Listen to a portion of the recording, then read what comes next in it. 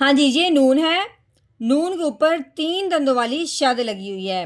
شد والا جو بھی حرف ہوتا ہے وہ پچھلے والے حرف کو اپنے ساتھ ملا لیتا ہے.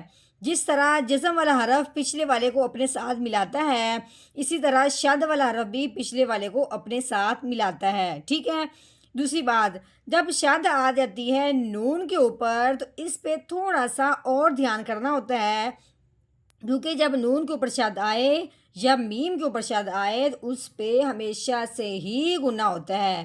اب ہم نے با کو نون کے ساتھ ملانا ہے اس شد کی وجہ سے، لیکن شد کا نون کے اوپر آنے کی وجہ سے اس پہ ایک ساتھ ساتھ ایک الف کے برابر گنا بھی ہوگا. تو کیسے پڑھیں گے؟ بانون پیش بن.